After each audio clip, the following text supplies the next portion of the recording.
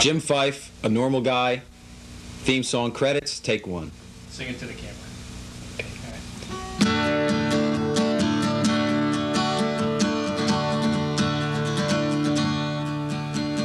Hi, how you doing? Fine, how are you? Fine, how are you? Fine, how are you? I guess there's one of me in every crowd. I've got a ready smile. I don't laugh too loud. I'm fitting in. I'm everybody's second best friend. Hey, don't mind me, man. No time or money to spend.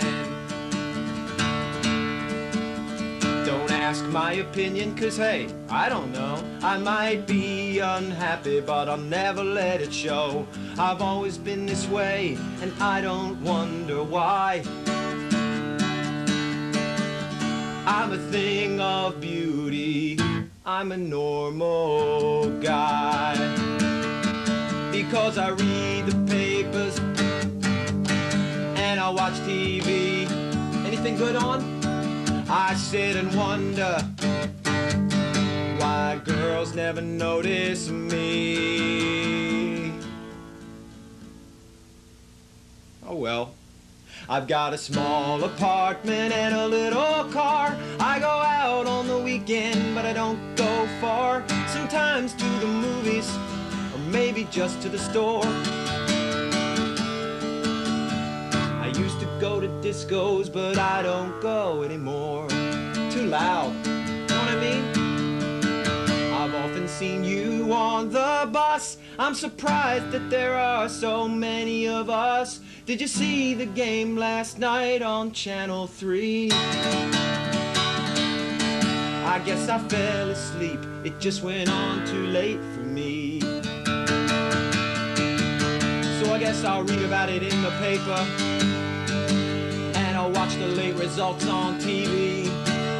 I guess I'll just sit and wonder why the boss doesn't notice me. Well, he's a very busy man. He's got a lot on his mind. Hey, it's only fitting that I'm fitting. It's only fitting that I'm fitting. It's only fitting that I'm fitting in.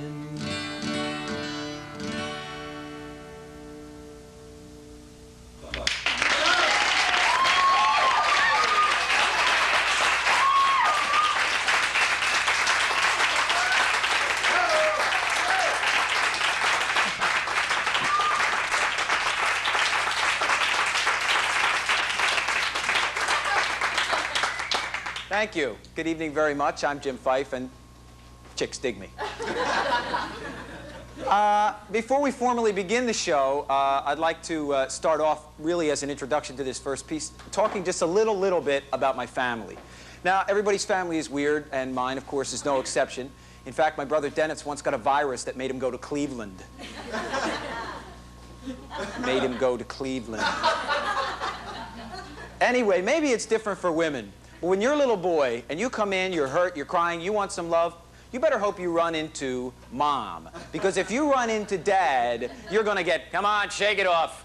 Shake it off. Don't be a little fairy. Come on, shake it off. Come on, buck up, get with the program. Shake it off. But Dad, I'm hemorrhaging internally. You know? All right, here, put some Camphofenique on it. Come on, buck up, get with the program. Right? But when Dad had something wrong with him, it was a completely different story, right? It's like, I don't know, Pat. My cuticles are throbbing. No, they're throbbing. Look at this. All right, you kids can go outside and play, but you've got to be quiet because your daddy's got to hang now and he's taking a nap. There's my mom. My mom is cool. My mom comes in regulation mother size. Okay, with hair, about this big.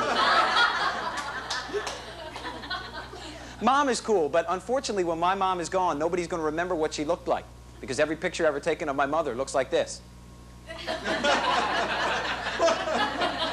Right? That's because every time somebody points a camera at my mom, she's saying, no, don't take my picture. I look terrible.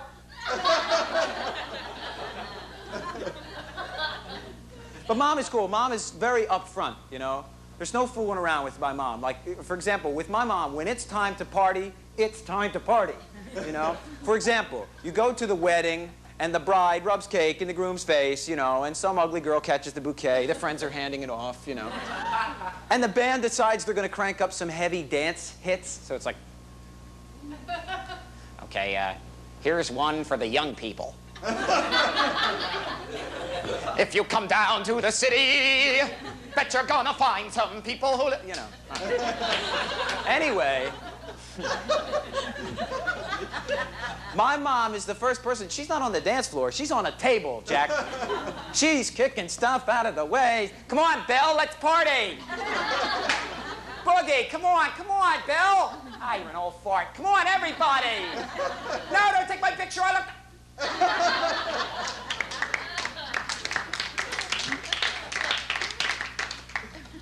Anyway, if you come from a family, as I do, maybe you may or may not have witnessed a scene something like this first piece. Now, this first piece is called Raymond.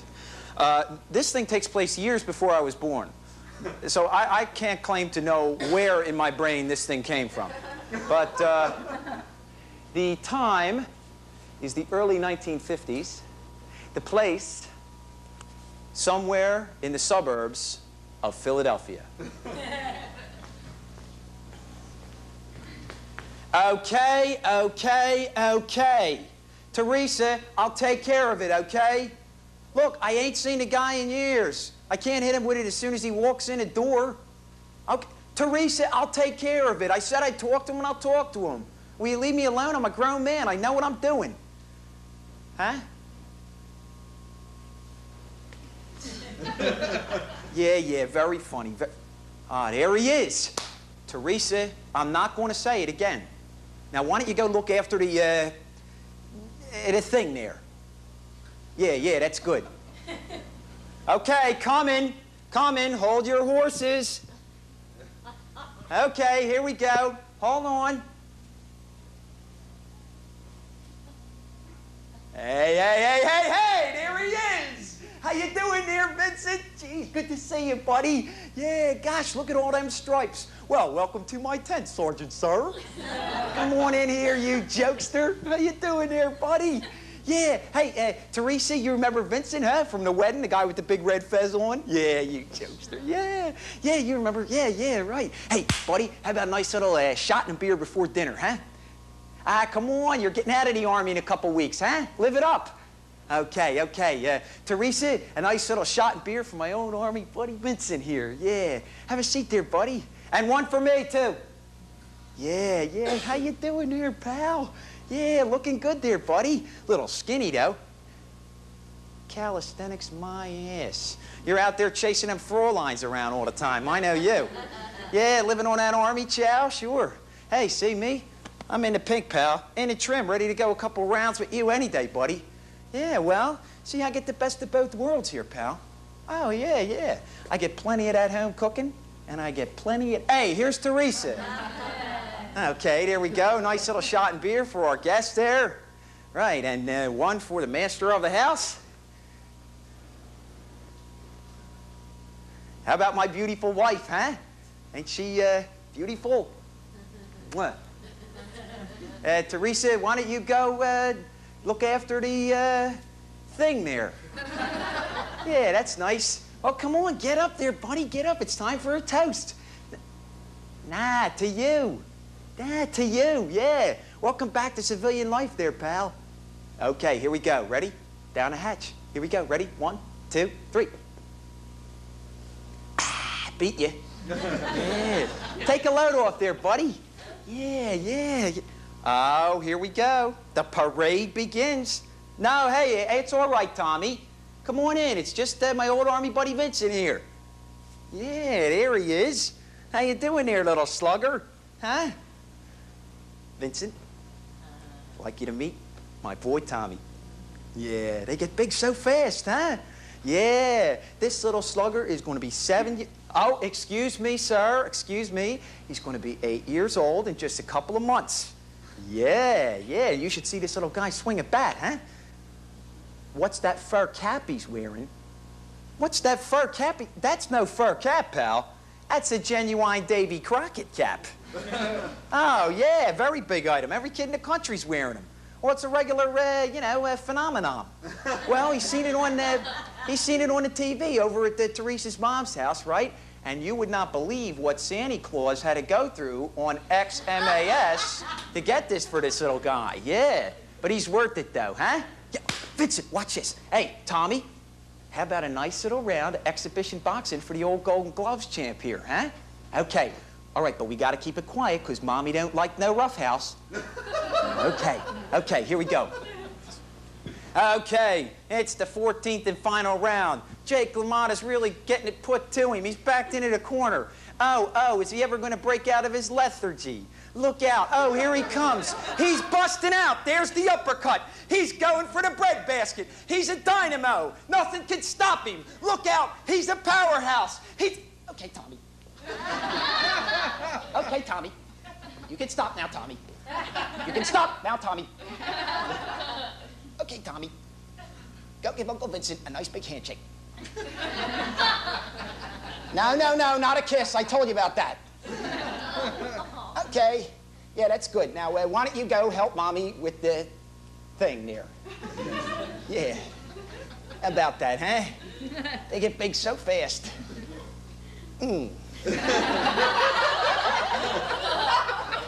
How you doing on your beer there, pal? Good, huh?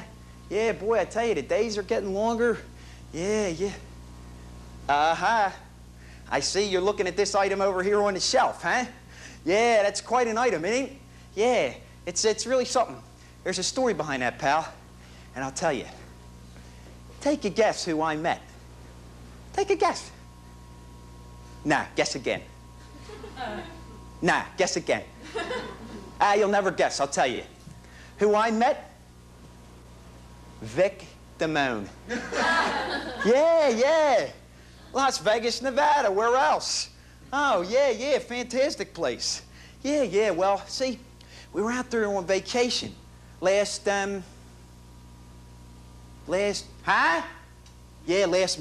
Oh, fantastic place. Yeah, real class. So, we're out there, package deal, 4 days, 5 nights, and we left the kids with Teresa's sister Marie. You remember Marie, right, from the wedding? Yeah, real nice girl. Yeah. So anyway, right, here's a story. I'm staying at the bar one day. I'm drinking my drink, minding my own business. Teresa's in the ladies' room. They're always in the ladies' room, you know what I mean? So anyway, I'm standing there. Some guy bumps up against me, makes me spill my drink all down my good suit, right? So I'm turning around to say, like, yo, buddy, guess who it is? Vic Damone! No kidding. So he sees what he done, right? He sees what he done. And then he goes like this. And this is my Vic Damone impression. Teresa thinks this is real funny. Okay, so, yeah, you can come see it. So, Vic Damone, and he goes like this. He goes, hey, sorry. So anyway, right, he gives the bartender the old high sign-ola, and I get not 1, but 2 free drinks, bing, bing. Yeah, just like that. So I'm turning around to say, like, yo, Mr. Damone, I go to your shows, I buy all your records, some BS, right? I turn around, and he's gone, just like that. That's class, pal. Oh, yeah. So what I done, a little later on, right? Nobody the wiser, nobody looking. I grab the old glassola, put it in the old pocketola, and I bring it back here. And Teresa's cousin's a carpenter, and he mounted it on this beautiful plaque for us. Ain't that something? Yeah, with, like the date and all on there. Yeah. Oh, no, that's not the Vic Damone's signature. That's Teresa's cousin signed that for us for, like, reality. Yeah, but it's a nice item, and it's on the shelf right there next to the picture of you and me and Tommy Grasso on VE Day. Yeah, well, it's kind of a theme display about drunks. Yeah. Oh, here's Daddy's little angel. Hello there, sweetheart. How are you? You are good, that's good. Now let us come and meet Uncle Vincent. Yeah. Vincent, this is our youngest. This is Donna Marie. Yeah. Give Uncle Vincent a nice big kiss there, honey. Yeah, that's so nice. Let me get that for you, pal. Sorry, buddy. Yes. She is so beautiful. Oh, she is so beautiful, just like her mommy. She is so beautiful, just like her mommy. She is so beautiful. Hey, Teresa. Okay, honey, go to mommy now. No, don't go to Uncle Vincent, honey. No, go to mom. No, go to mommy now. Mommy's waving to you, honey. Will you wave to her? Mommy's waving to you, honey. Yeah, there we go. Yeah, go help mommy with this thing there. Yeah, there we go. Yeah. That's the apple of my eye right there, pal. Can I borrow your napkin? Thanks, buddy. Yeah. Oh, you like the house, huh? Yeah, well, it's, you know, very spacious and all that. It's got rooms for the kids, and it's got plenty of what you call your closet space over here. You know, they all like that and all that, you know. But I'm telling you, I paid a pretty penny for this joint. Paid through the nose. Take a guess. Keep going. Keep going. You'll never guess what I paid for this place? $9 grand. Oh, that's money I'll never see again, you know, but hey, you know, pal, this whole suburban area out here is getting very built up. Oh, yeah, it's incredible what's going on out here. And from me to you, as an insider, you ought to get in on the ground floor out here, pal. Well, you never know, you never know. You might meet the right girl, settle down, huh? Yeah, I did, right? Yeah, that Teresa, she... No, I'm not calling you. Honey, she's something, you know, with the kids and all. So, yeah, so like I say, you know, you never know. You might just meet the right girl. Like who? Oh, gee, I don't know. Hey, like Teresa's sister Marie. Yeah, you remember her from the wedding, like you said? Oh, no. She got them off. She got a beautiful set of teeth now. Oh, yeah. Hey, and Vincent, this girl's got her head screwed on right, pal. Oh, yeah. Hey, Vincent, 70 words a minute, and I'm not kidding. Yeah. So, gee, you think you'd like to maybe, you know, meet her sometime? Oh, geez. I wonder who that could be.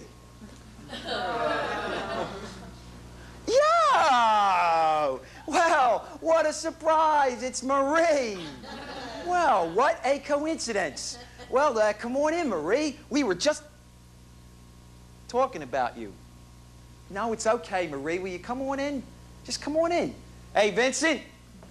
Hey, buddy. Hey, Vincent. Hey, this is a closet, pal. It's not the bathroom. Come on in, Marie. I'm not heating the whole goddamn neighborhood, huh? Hey, Vincent, you got the door locked here, buddy. No, Tommy. No, Daddy doesn't want to spar now, Tommy. No, Daddy's tired now, Tommy. Marie, in, huh? Hey, Vincent, Tommy, Marie, Teresa! This is about, you know, 3-4 years ago, spring, just getting warm. I'm in Midtown. It's late at night. I'm coming, like, near the place I'm supposed to meet the guy, and I hear a Knicks game being broadcast at ear-splitting volume. It's up, and it's good. You know, the sound is echoing off the building for blocks around. I come around the corner, and there's the biggest, blackest van I've ever seen in my life. It's big, it's black, it's at an 85-degree angle to the street, okay? And it's got 2,000 nude chicks painted on the side of it. You know, they're doing their thing. And they are standing outside the van, listening to the end of the game, drinking a beer, is Angelo.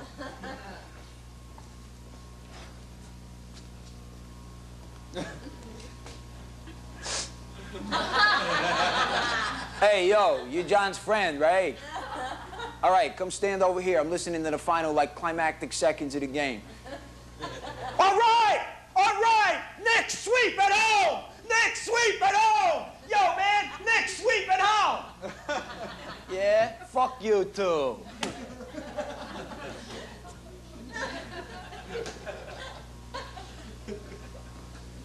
All right, come on, climb in here. We'll take a little ride over to Brooklyn, all right? Oh, no, you can't close it with that. Here, use these pliers. Come on, slam it. What are you, a fairy? Slam it. So, we take off.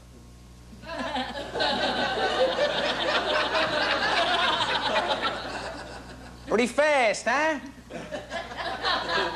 Yeah, I used to have this car, 68 Mustang, souped up to the max, right? Used to be the fastest car around for a while. I sold it to some dude. He took it up to Iceland. He wrote me a letter, said he was getting 210 miles an hour on the back roads up there. Well, they got no speed limits up there. The goddamn Eskimos don't know what the hell they're doing. Forget about it.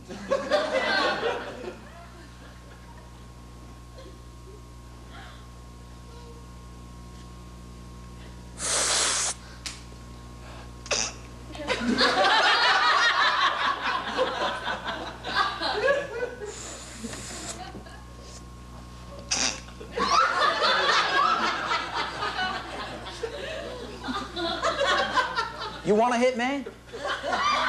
No? That's cool. More for me. Yo, miss! You need a boyfriend? Nah, your loss. Hey, check this out, check this out. You see that pizza shop right there? I had that chick in there. I went in for takeout, I took out. Forget about it. I got my hot slice to go, you know what I mean? Yeah, I figure it's a fair exchange, you know? I got the hot slice, she got a nice big piece of the Italiana sausage right there. Forget about it. Oh, look at this, look at this. Red light right in the middle of a Polish-Ukrainian neighborhood. These people are the ugliest race of humanity I've ever seen in my entire life. The men look like the women look like the men, everybody looks like Brezhnev. I attribute these people's ugliness to their diet. You know what these people eat? Mashed potatoes, gravy, and kibasi. What, are you kidding me? Kibasi? You know what's in that stuff? Rat sperm and shit. You don't know what the hell you're eating. Forget about it. The only race that's uglier than them is the goddamn Irish. Ah, what, are you kidding me? You got your basic two types of Irish, all right? You got your bloated W.C. Fields type Tip O'Neill bastard, right? With like a nose like a cauliflower and like a vein about as big as my pinky popping out over here. Then you got your like chinless Limburger cheese tooth blue skinned bastard. You see one of those dudes at the beach trying to get a tan, it's enough to put you off your lunch.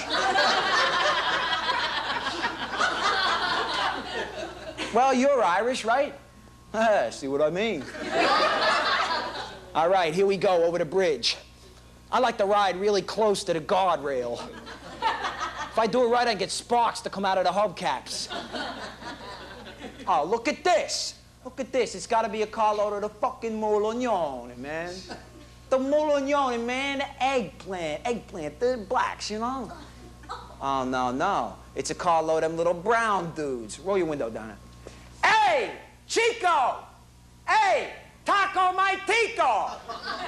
Yeah, Tico my Rico, right here! Yeah, how's it feel to be ruining the world for everybody, huh? Yeah, your mother. Look at that. Look at that. 62 of them riding around in a Vega. Those people live in there. That's not a car, that's a condominium. Let me make a prediction, all right? You know where those people are going? Over the deepest Congo, Brooklyn over there somewhere, right? To break dance, dance on their heads, screw their bodies into the ground, stay out all night, next morning go to mass. You tell me, huh? Forget about it. Oh, you like the statue, huh? Yeah, that's nice. That's St. Charles Borromeo and Sinatra holding hands. That's like sentimental, you know? All right, here we are in the middle of deepest Zimbabwe. What are you looking at, Africa face? Yeah? You touch my van, I'll break off your leg and beat you to death with it.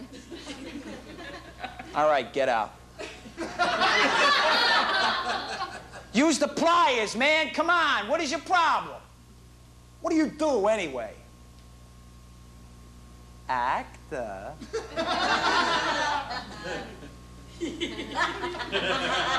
Yo, Mr. Actor, I got a little present for you, all right? This is a rosary. Yeah, take it. Because in this neighborhood, you are going to need it. So long, schmuck breath. Yo, miss! You need a boyfriend?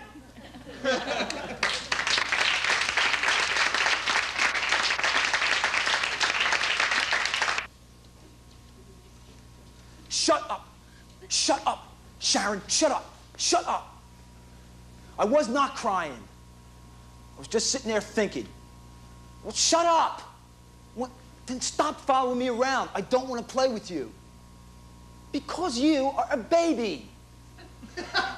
You are 4. I am 5. Then stop following me around and annoying me. Can't you see Mom's got dinner on the table? Well, then go sit down. And shut up. Oh, Mom, but she, Mom.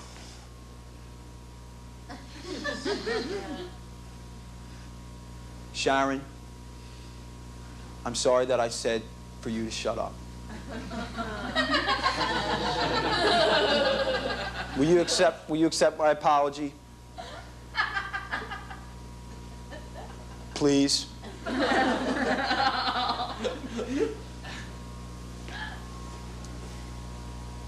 Mom, where's Dad? Working late? Working late? But when's he gonna be home? That's really late. That's really late. Nothing.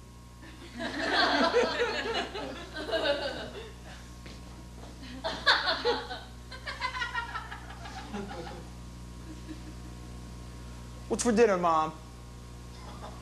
Meatloaf! There!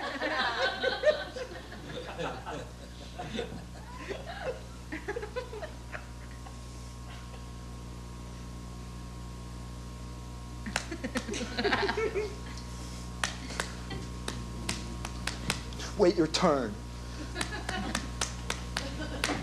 Ew.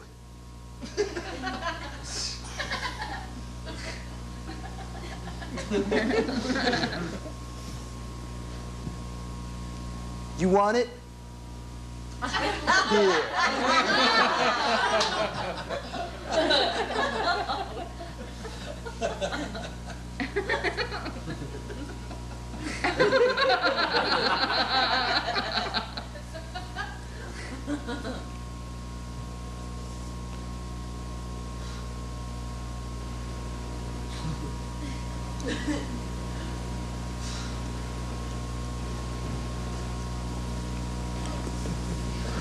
Mom, what does fantasizing mean? Something that's not there? Oh.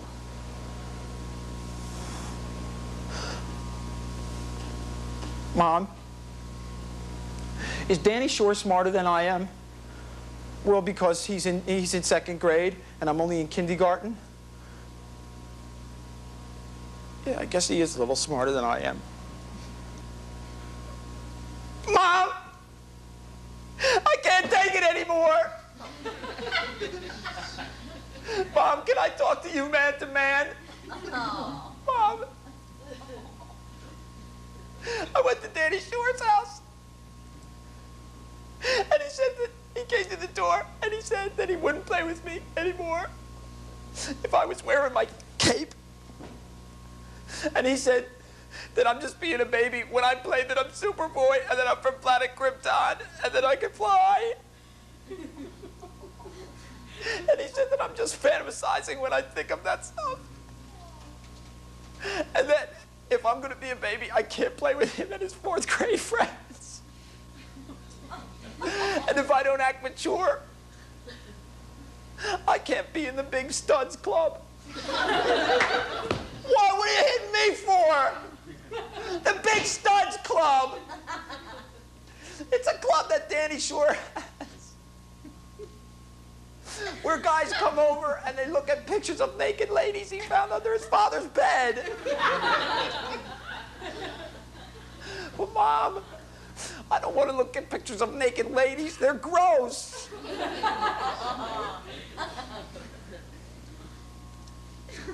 I just want to play Superboy. Okay. Why is she crying?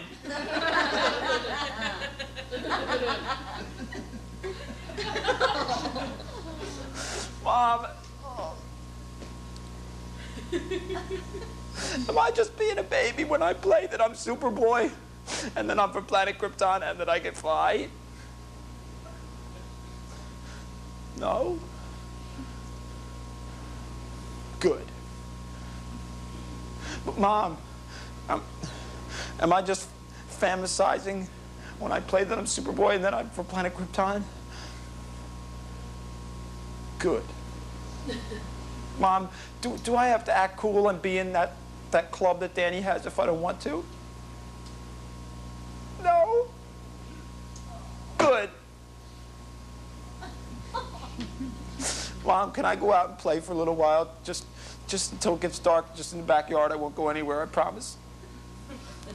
Well, I wasn't really playing before. I was just kind of sitting there. Okay. May I be excused?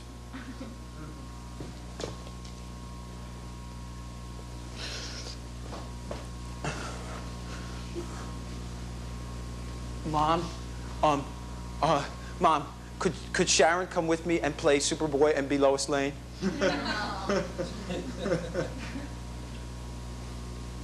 Sharon, will you come back with me and play Superboy and you be Lois Lane? Please? Okay. Okay, but you gotta do what I say. You gotta do what I say. And you're gonna be Lois Lane, and I'm gonna be Superboy, and you're gonna be in the tool shed, and it's gonna be like on fire because, and I'll come and rip the doors off, and you're gonna be crying, help, help, and I'll rip the doors off because I'm super strong. Okay, you go get in the tool shed. Go get in there now. Go. Mom, ask me who I am.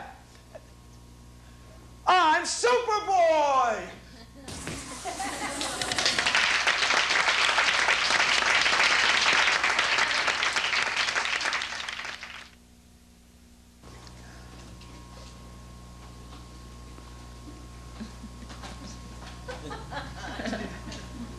The coach.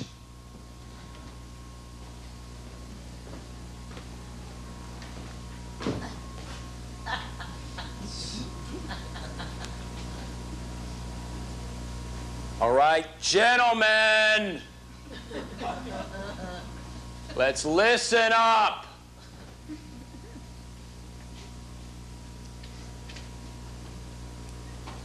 Okay. Next up, we have the scrotum. Question, Mr. Reisinger. S-C-R-O-T. O-T-U-M. Something funny about that, Mr. Madrak. Did you know how to spell it, Mr. Madrak? Well, then I suggest you get out your little notebook and write it down. In fact, let's all get out our notebooks and write it down. Okay. The scrotum is a sac suspended from the groin containing the male testicles. T-E-S. T-I-C-L-E-S. Okay, Madrak, right here, pal. Right here, pal. Mr. Madrak, maybe you'd like to tell the rest of the class what it was you and Mr. Russo over there found so amusing. No? Mr. Russo, maybe you'd like to share your little joke with the rest of the class. Oh, mum's the word, huh? Anybody else? Mr. Shanta? I'd wipe that grin, pal.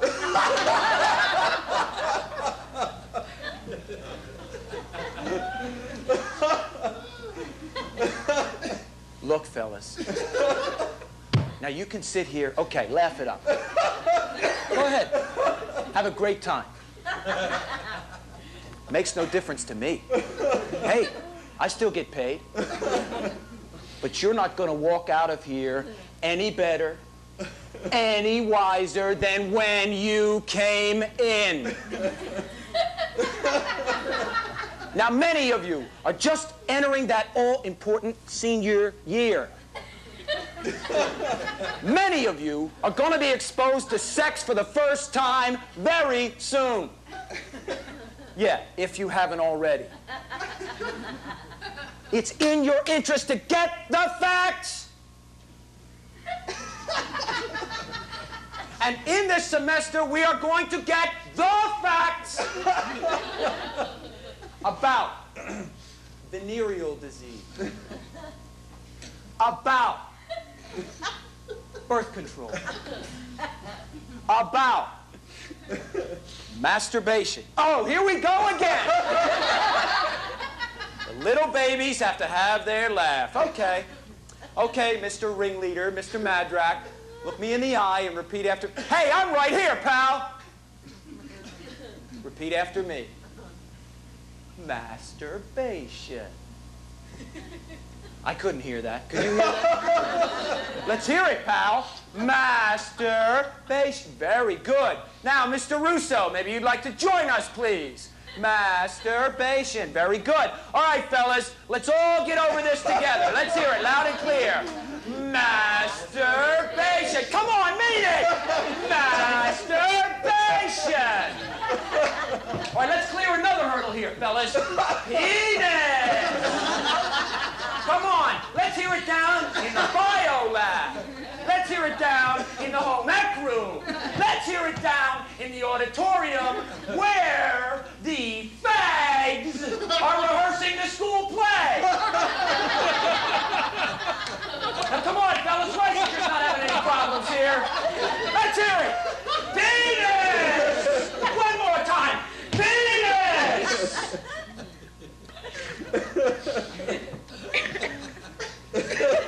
Are we done with this?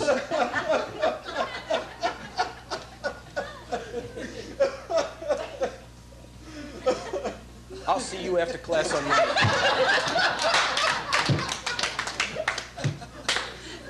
Okay, there's the bell. Gentlemen, we will review this material on Monday for a quiz. For a quiz on Wednesday.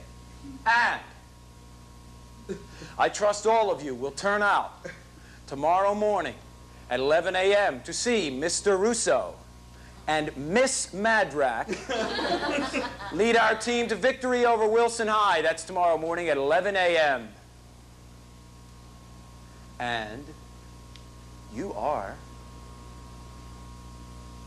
dismissed. Mr. Reisinger, can I get a hand taking this stuff down to the AV room, please? Good man.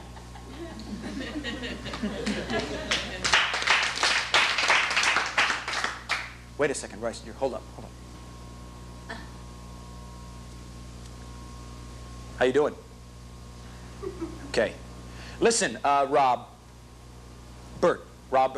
Listen, I hope you're going to allow me to make a suggestion here, okay? Now, again, hey, this is just a suggestion, all right? Maybe if you got yourself on a weight program, okay? Built yourself up a little bit. Hey, guys like Madrak and Russo will be a little less inclined to mess with you. Now, again, it's just a suggestion. Be happy to help you out, get you started, whatever you want, okay? Because believe it or not, I used to be sort of a wimp myself. Oh, what is this now? What is this now?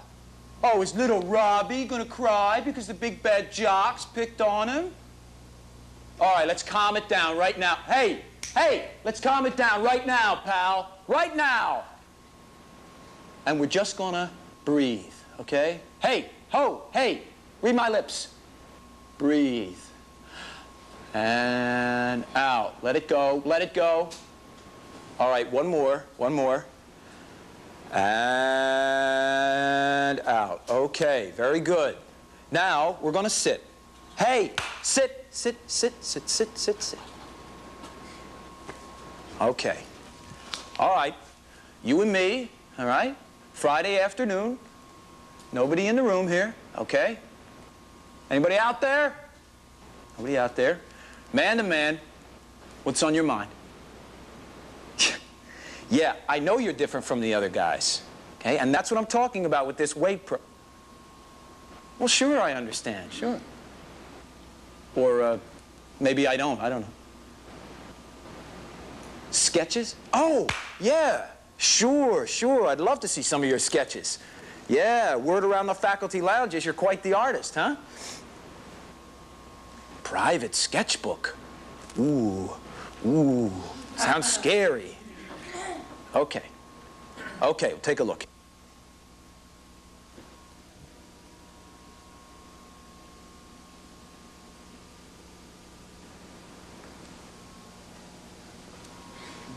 This is me. And you. Oh, boy. Okay. This is not that uncommon, okay? And I'm flattered, really, I am. They're even accurate.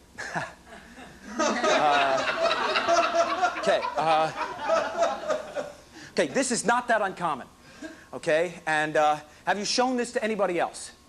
No, good, okay. This is not that uncommon, okay? Now, have you talked about this with anybody else? Priest, doctor. Hey, now, come on, you don't have to run out on me, come on. Now. Yeah, I love you too, Robert. I love all my guys. Well, what do you want me to...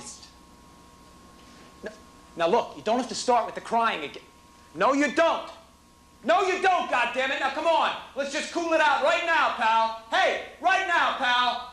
All right, let's get this stuff down to the AV room. On the double. Move it. Move.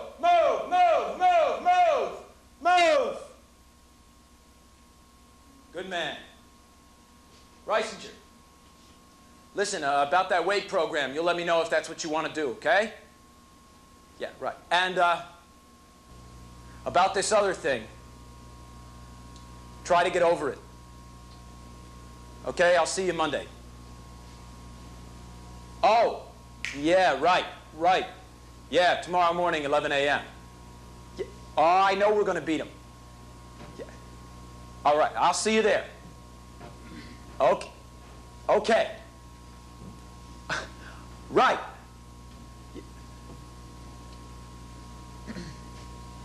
Right.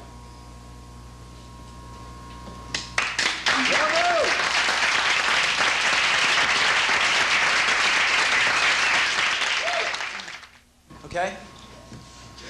All right, this next piece is set in outer space not too many years from now, and this piece is called Chet.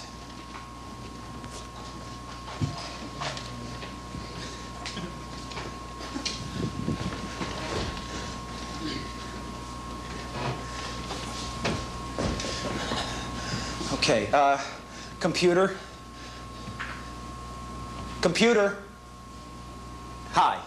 Okay, this is going to be an emergency record and transmit, highest priority, emergency band. All right, record audio and video, right? And be ready to erase on a verbal command, okay? All right, you all ready to record? Okay? Okay, go, record. Access code. Oh, yeah, right. I got that right here. Wait, hold on.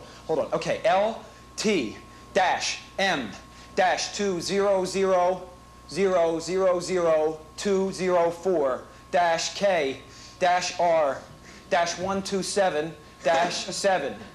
All right, you got that? Okay, all right, you ready? Okay, record, go.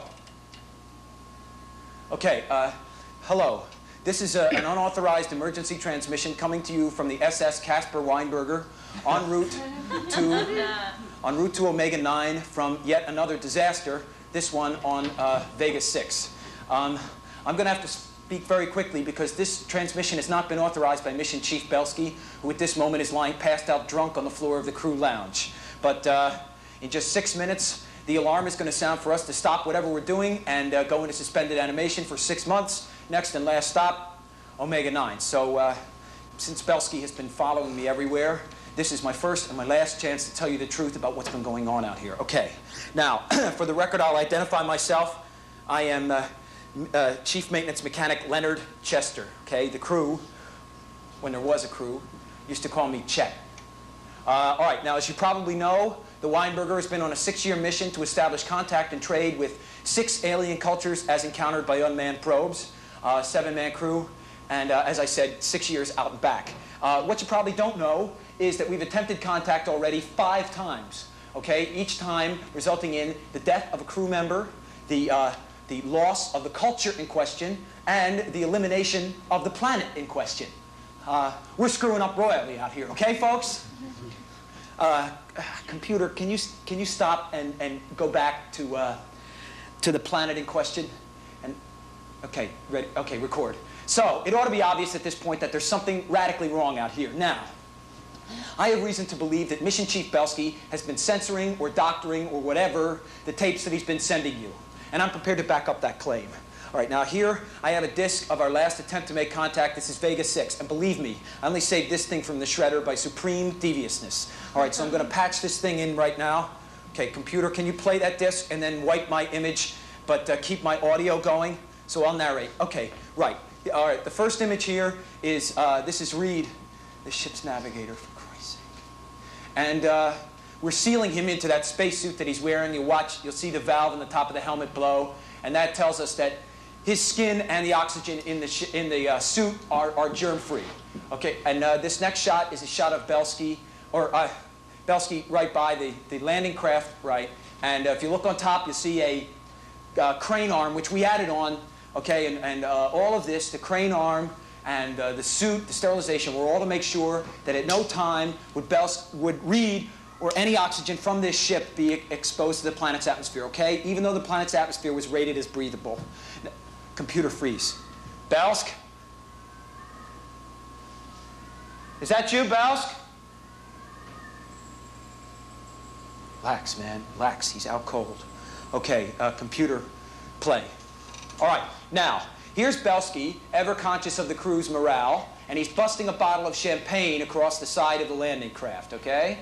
And computer, freeze on that image right there.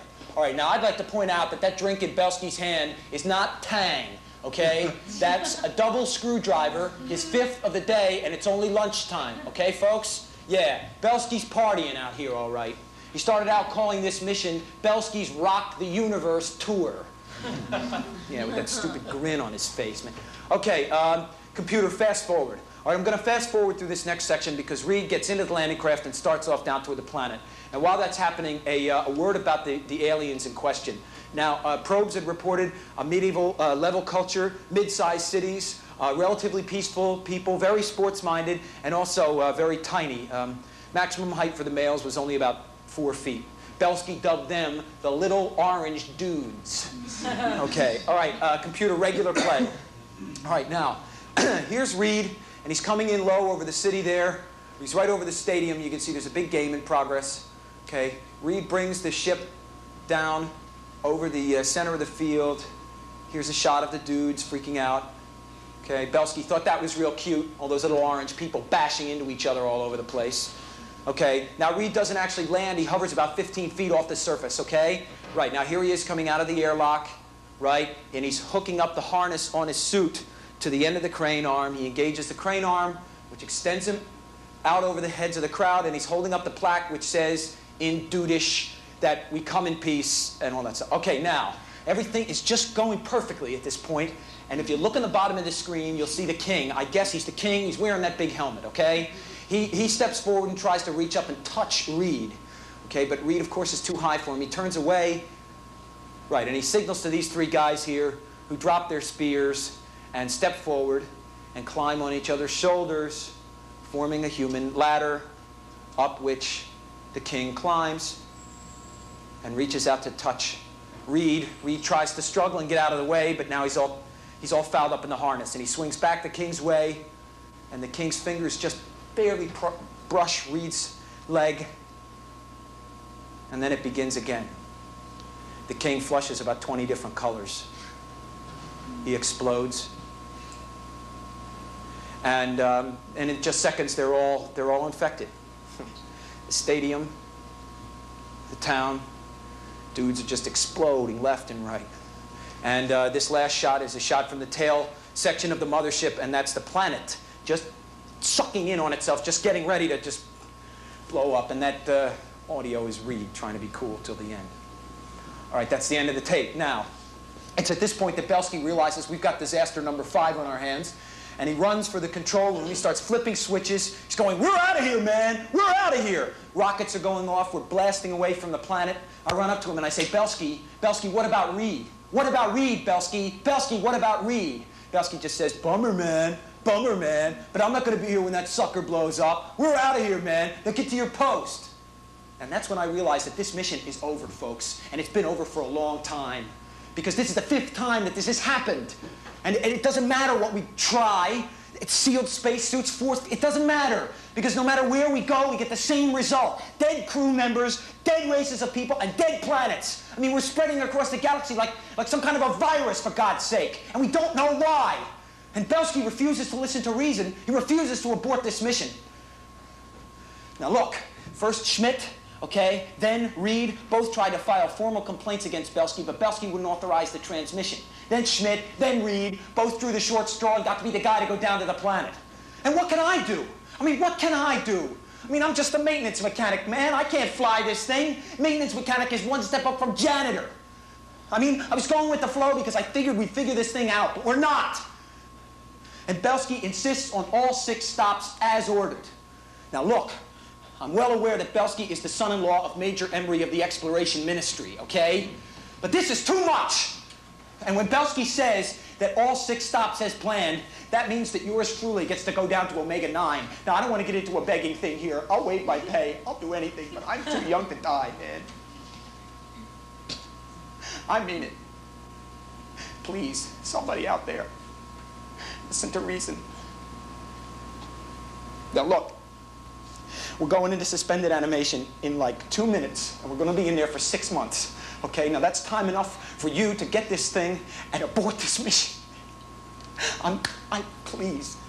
That's it. This is Chet signing off. Bye. Okay, computer, rewind the tape. Okay, you all rewound? Okay, transmit. Highest priority. Computer, transmit. I gave you the access code. Come on. Extra security clearance code has been... Hey, Belsk.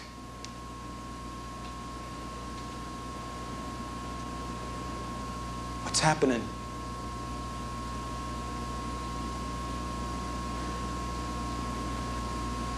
Erase. So if you could all just close your eyes, please. Close your eyes. Close your eyes. Close your eyes. Everybody? Everybody? Very good. All right, keep them closed now. Keep them closed. Keep them closed. Keep them closed. Keep them closed. Keep keeping them closed. Keep on keeping them closed. And now you can open them.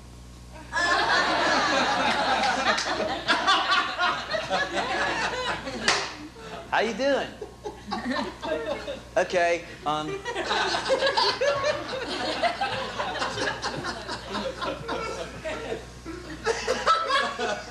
okay, this next sketch is called The Dude. And it takes place up in my bedroom. It's kind of cool.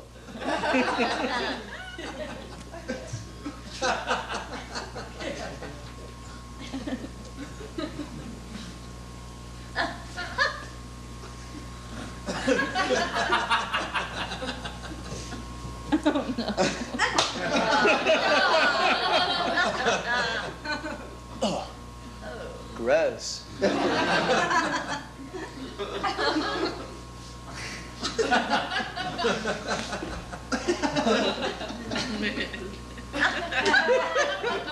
Hey, dude! Hey, dude, all right. Uptown, downtown, all right. Come on in, man. Come on in, yeah. Well, have a seat right here. Hold on. Yeah, sit right down on my amp, man. Yeah, it's all right. It's got solid construction. All right, dude. How you doing, man? Oh, nothing much, man. I just been up here playing my brains out, moving to the groove. Just playing nonstop since me and Karen broke up. I don't like to talk about it too much. Yeah, but like I say, dude, you know, I just been playing and playing. Dude, wait to hear this, man. I just figured this out. Wait to hear this, man. Guess what this is? Listen, ready?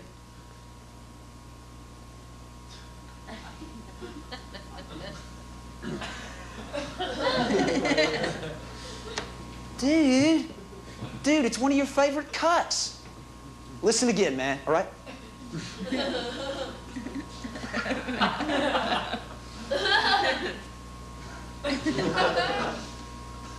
Dude, it's one of your favorites. It's Gypsy Bitch by Axelrod. Yeah, dude, excellent song. She took me out on the road. She took my heavy load. Yeah. What? I'll do it after dinner. God. So anyway, dude, like I said, I've been just playing and playing, and you know what I realized the other day? I have now been playing for 3 months. Yeah.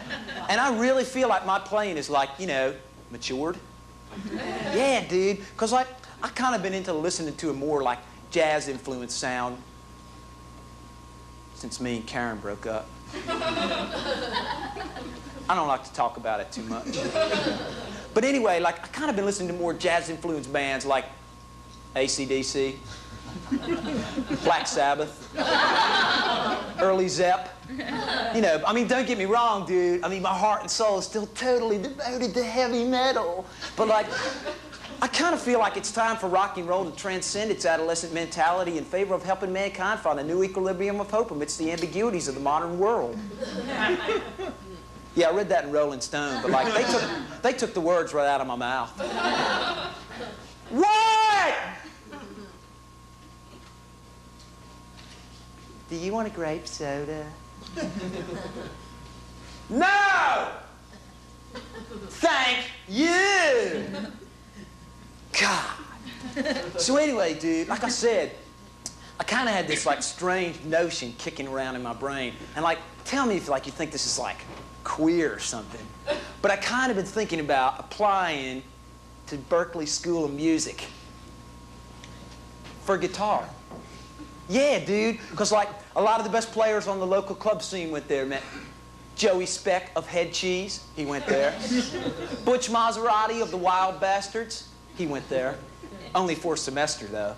But like, you can really hear that Berklee sound in his playing. You know that like, you know that sound, that like, I mean, at least I can hear it. I don't know, you know, maybe my ear is more like discriminating or something.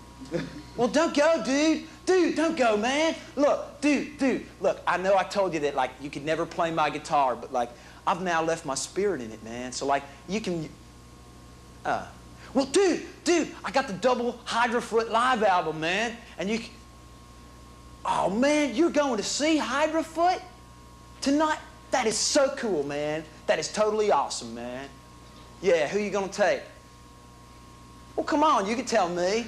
Especially if it's Deb Shuck again. I mean, you know, her face will clear up in like 50 or 60 years.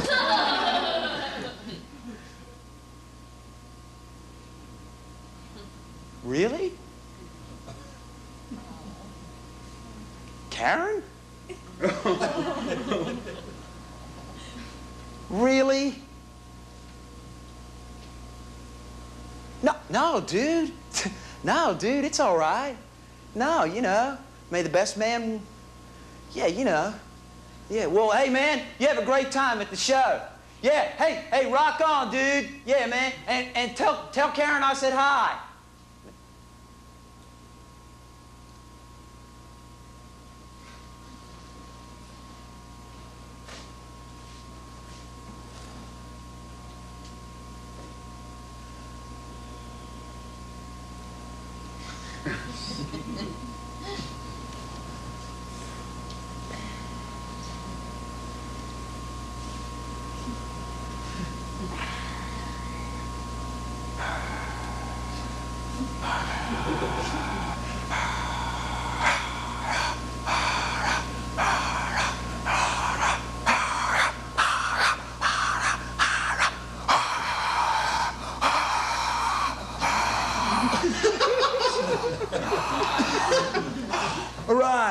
Okay, you people have been beautiful. And for our 5th and final encore tonight, we want to play a number from our brand new album. And this is dedicated to friends and girlfriends, past and present. And this song is called Betrayed. Hope you like it. 1, 2, 3, 4.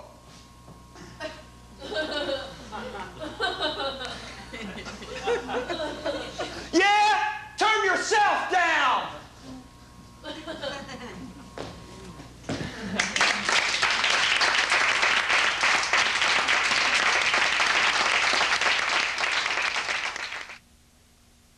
Has anybody out there got a cigarette? Do you have a cigarette? You don't? Do you have a cigarette? Here's a pamphlet on bladder control. Here's a little gift for you. Do you have a light? You're very big.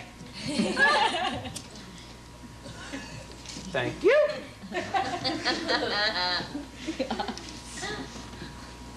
Okay, hi. My name is Scott, and I'm from Oklahoma City.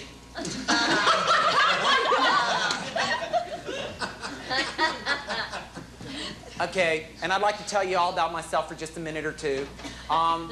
I've been living here in New York for about a year. Well, actually, I was living here about 2 years ago for like an afternoon. But this so-called friend of mine who I moved in with, this dancer, managed to steal all of my money and my property between noon and 3. So I was back in Oklahoma City before I knew it. But I couldn't live there for very long because people back in Oklahoma are just too narrow. I mean it.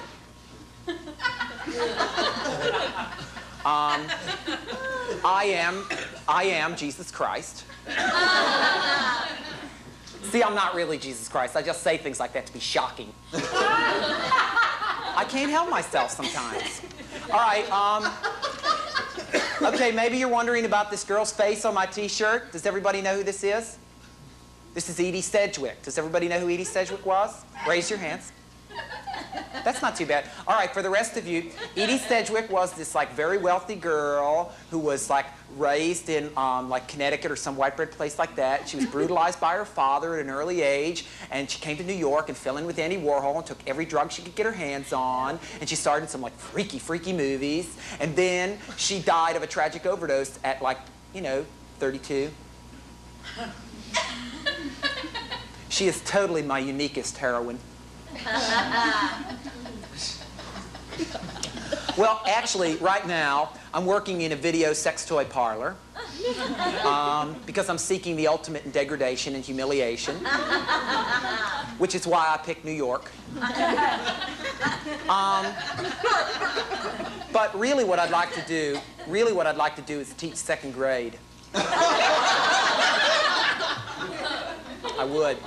Because I think it'd be kind of fun to like teach the little boys and girls reading, writing, and arithmetic, and then take them on like trips to the zoo and all that kind of stuff, and feed the little girls to the bears, and keep the little boys as my sex slaves in Edie Sedgwick eye makeup. See, there I go, just being shocking again. Excuse me. Really though, my life is kind of lonely. And sometimes I just fantasize about moving back to Oklahoma City, and chucking it all, and just moving back there, growing my hair out, and, getting a job at like Denny's or a Ford dealership or something like that. And go to my high school reunion. I think that would be fun. Dance with all the girls I had crushes on back in high school.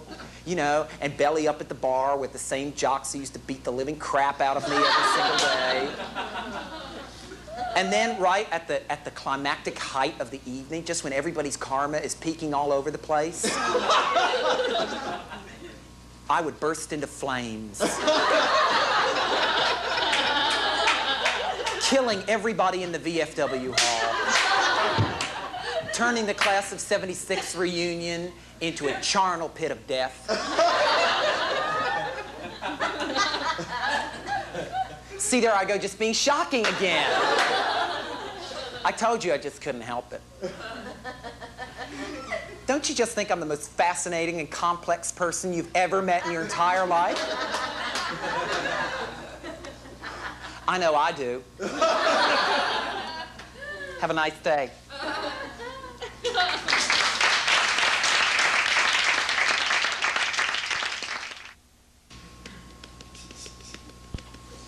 Half an hour late. I'm half an hour late. We pull up in front of the restaurant. All right, yes, that's fine. Yes, thank you, thank you. Got a million things, and I'm a half an hour late. I'm running down the street trying to make the door to the restaurant, and I take that all-important second to get organized. All right, umbrella here, a newspaper here, folder full of bills and papers here, and the change that the driver gave me. I'm starting to stuff the change in my pocket when I see that it's not one $5 bill, it's 2 5s. They're so new, they're stuck together. The driver has given me $5 too much change. Well, of course, by now, he's gone. It was 5 he was supposed to give me. Yes, I remember that. The fare was $4.50. I gave him a 10 and told him to give me back 5. Yes, I've got a distinct picture in my mind of the meter reading $4.50. But I can't seem to remember the driver's name or his face. Well, I barely even spoke to him. I do seem to remember a foreign accent. But that's about it. Why can't I remember? Well, I was busy with the bills and papers in the folder, but this is Edelman, for God's sake. The East Side's host with the most.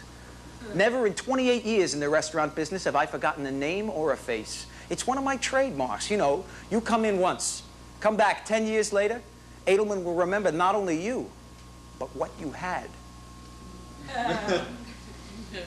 So why can't I remember anything? Well, meanwhile, I'm now 32 minutes late. So I run for the door to the kitchen. I get there, and it's wide open. The kitchen is filled with people. Everybody's working away. Nobody even looks up as I enter. What the hell is going on here? Where is my staff? I mean, who are these strangers working in my kitchen? And then I see my son Martin over by the meat locker. He's going over a delivery with his chef. He gives me a little wave, and that's when I remember that in the 2 weeks since Martin took over the day-to-day running of the restaurant, he has hired an entirely new staff. New cuisine for the smart young crowd. Burgers. A salad bar. Oh, well. Nowadays, I just come in 2 or 3 times a week to make a few phone calls, sign some checks. Nothing essential. Recently, Martin has begun telling me that I don't need to bother myself with a long trip into the city. I'm just a phone call away if he needs me. Take it easy, Dad. You're a man of leisure now. Oh, well. So, I go back into the office. And there's a few papers on the desk, a few bills to sign. Nothing essential. So, I try to get busy. But all day long, I can't concentrate. I keep thinking of that cab driver and the $5. I can't get it out of my mind. That night, going home on the train, I'm racking my brain trying to remember some detail of the ride. But just as I seem to be on the verge of remembering something, the image just fades away. I even get to the point where I'm trying random guessing. A mustache, a beard, a white man, a black man, a woman maybe, and nothing. Nothing every single goddamn time. God damn it. Okay, Edelman, okay. Just relax. God, something will come to you if you just relax. So, I turn on the news before I go to bed. And it's the same old story. War here, civil strife there, religious fanatics murdering innocent people, 12-year-olds on cocaine, an old woman in Queens raped and murdered for $4 and some change, no suspects. So, I toss, I turn.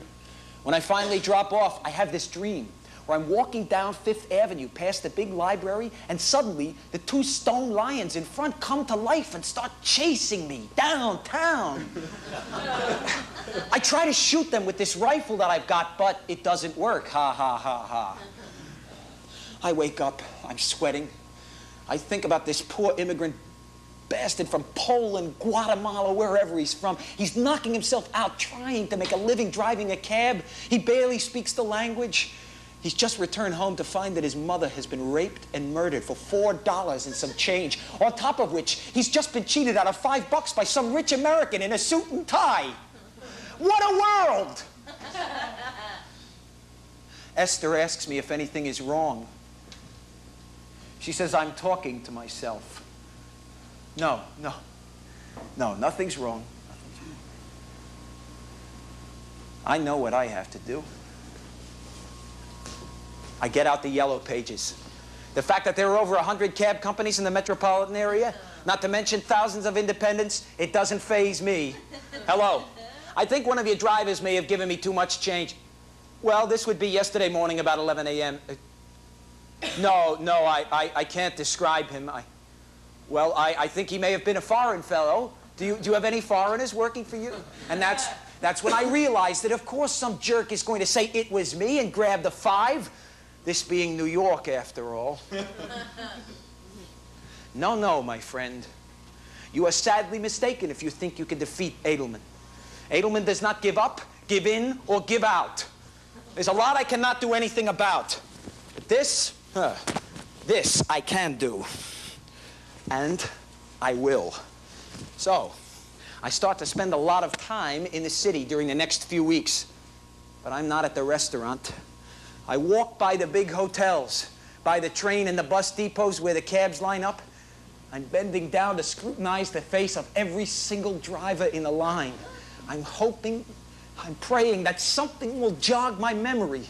I even begin to hang around in coffee shops that are frequented by cabbies. Disturbingly, I notice that these coffee shops are also frequented by lots of old men talking to themselves. I think about this guy, and now I can't tell if I am imagining or if I am, in fact, remembering. But a big, jowly face, and cheap clothes, and the shoes, those clunky black work shoes, his only pair. He's moved to a smaller apartment in Queens, all alone, now that his mother is gone. And every morning he goes to his church to pray for her soul. And he cries. Big, heavy peasant tears. Never fear, my friend. Edelman will find you. My quest consumes me, but I don't tell a soul. This is between him and me, wherever he is. I go out every morning, and I stay in the city until the last train, searching. Every time I'm standing on a street corner, I'm bending down to see the faces of the drivers going past. People start to stare at me, but I don't care. I am driven. And that $5 stays with me at all times to remind me. Then, one night I get home and Esther is waiting up for me. And she wants some answers. You don't eat. You don't sleep. She's counting off on her fingers like she used to when the kids were little. You're never at home. You're barely at the restaurant. Martin says he hasn't seen you in 3 weeks. So you tell me, what am I supposed to think? Well, I can see she's hurt and confused. So I explain, or I try to. I can see she doesn't understand, but I can also see that after all these years with me, she knows that whatever it is really will blow over eventually and leave me alone about it. Still, in the interests of peace, I cut down a little bit on my searching time. First 3 nights a week, then 2, then one day, I realize a whole week has gone by, I haven't thought of it once. And the fact that I've forgotten about it only bothers me vaguely. I mean, the whole idea of trying to find this cab driver who I can't even remember to return a measly $5, that's starting to seem pretty trivial, even a little. Yeah. The petty obsession of an aging man with too much time on his hands. Still, the $5 gets tucked in my wallet behind the pictures of the grandchildren, the American Express receipts. And time marches on. Then one day, I'm on the subway. I'm coming back from Brooklyn from seeing a sick friend. The train pulls into the 8th Street stop. It jolts a little. I look up from my paper, and there he is. I'm starting to see it. The same man, same black leather cap, same red and black check jacket, turning around to hand me my change. But am I absolutely sure? Now he's off the train. I bolt for the door, and I make it just as they close behind me. Come on, for God's sake! Now he's on the stairs. If I lose him now, I'll go crazy. I know it. I follow him east on 8th Street, trying to keep a discreet distance. He crosses 2nd Avenue and turns down 7th Street. Just then, bang, the light changes, which prevents me from getting across. Finally, when the light changes back, he's gone. I run all the way to 1st Avenue. He's nowhere in sight. Jesus. Do you realize I'm just a few blocks away from the apartment my parents lived in when they first came to this country? My father used to take me on walks, down this very street. Never forget, David, that our prosperity is a gift from God. Thank God every day for this gift, David. So I'm turning to go back to the subway. And there in the middle of the block are 2 stone lions, about yay high. One of them has the face smashed off. And these 2 stone lions stand in front of a bar with Ukrainian lettering on the window. And I'm through the door before I know it. And there's my man down at the end of the bar. I step up to the guy. Excuse me, sir. And suddenly I'm thinking about lions. I'm thinking about those 2 lions in my dream, for God's sake. Excuse me, sir, do you drive a cab? The guy looks at me. He sets down his drink. The pool game in the back of the bar has now stopped. Do you drive a taxi cab? The guy's just staring at me, and I'm standing here thinking about those 2 stone lions out front. For God's sake, what's wrong with me? If you are the man that I'm looking for, you took me from about a month ago, a Wednesday morning, from Penn Station to East 68th Street, and I'm standing here grinning like an idiot. He's looking at me like he wants to punch me in the face, and I'm standing here thinking about lions, for God's sake. And then I hear myself say lion. You wear a big lion ring. Right here, on your right index finger. The guy's eyes practically pop out of their sockets. His right hand, which has been in his pocket, pulls it out, and he holds it up. And there on the index finger is a big silver lion's head ring. It's the biggest goddamn ring I've ever seen in my life. And now I am absolutely sure. Now I know. And then the guy says to me, wait a minute. I dropped you in front of a big restaurant on the east side a Wednesday morning 5, 6 weeks ago. Yeah, I came up a few bucks short that day, but I figured some bastard stiffed me.